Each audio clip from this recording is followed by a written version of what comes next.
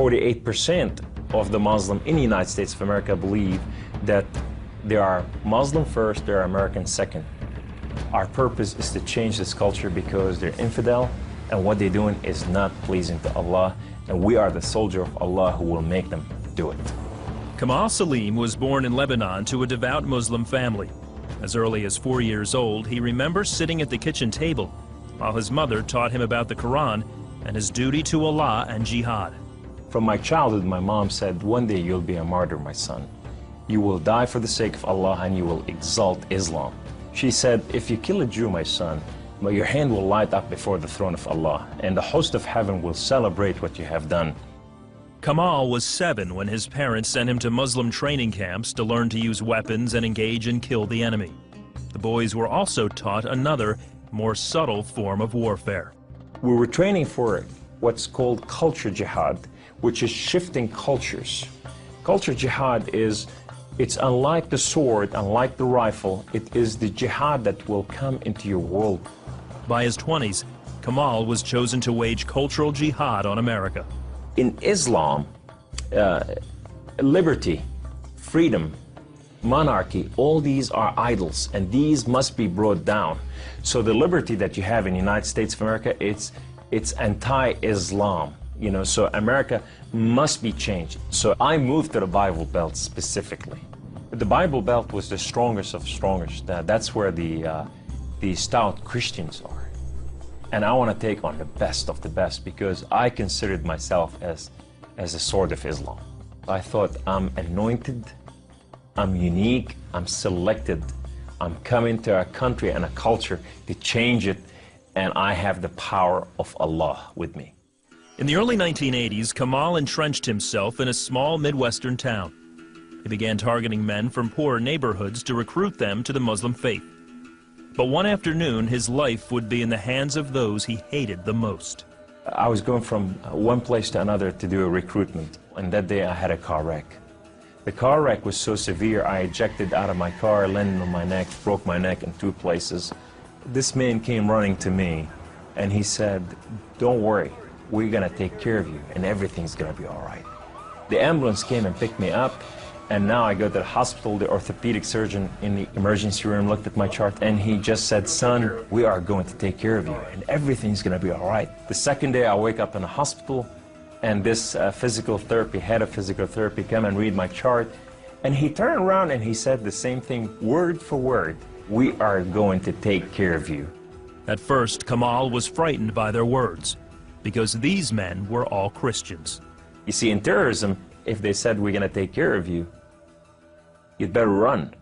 Surgeries to repair Kamal's broken neck were successful, but recovery would take weeks.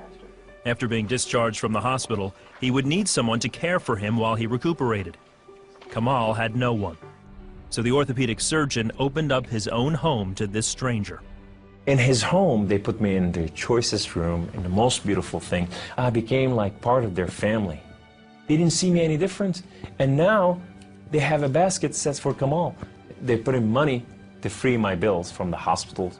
Kamal was overwhelmed with the outpouring of Christian love. As he recovered, he began to help out around the house with cooking and cleaning. They have Jewish friends, they came from Israel, that they support, you know, and now I'm hugging Israelis and I'm cooking for Jews. I'm going, what has happened to me? When Kamal was able to take care of himself and return to his apartment, the doctor had another surprise for him.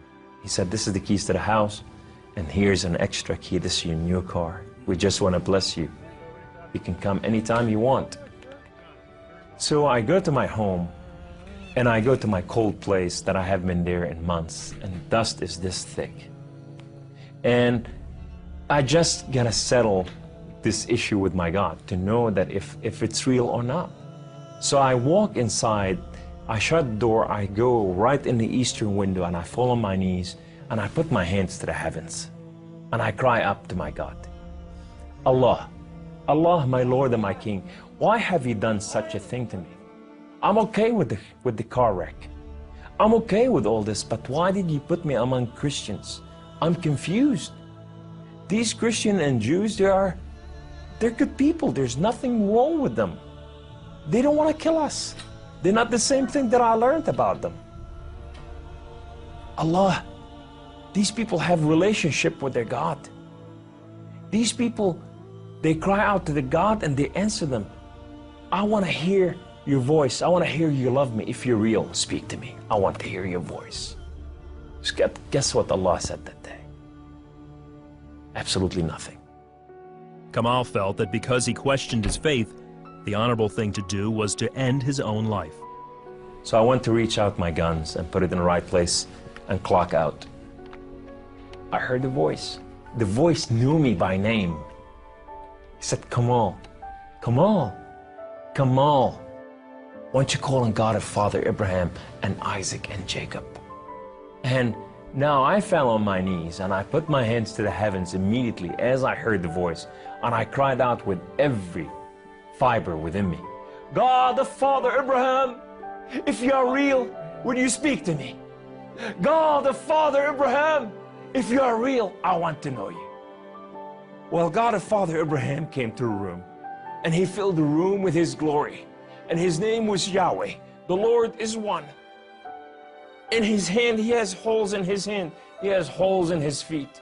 His name is Jesus. I said to him, who are you, my Lord? Who are you? He said, I am that I am. I said, I'm a simple man with a simple mind. What is that supposed to mean? He said, I am the Alpha, I am the Omega, I am the beginning, I am the end, I am everything that is in between. I have known you before I formed the foundation of the earth. I have loved you before I formed you in your mother womb. Rise up, come on. Kum, you are my warrior, you are not their warrior. And I said to him, I said, my Lord, I will live and die for you. He said, do not die for me. I died for you that you may live. That day, instead of taking his life, Kamal gave it to Jesus. He now has a new mission and travels the country challenging Muslims to question their allegiance to Allah. My heart desire is to reach out for my brothers and sisters, the Muslim out there, 1.5 billion Muslim, that they are living out there and they have not tasted freedom, and that freedom in God. It's been over 20 years since Kamal left the Islamic faith, and even threats of violence and death cannot stop him from sharing his story.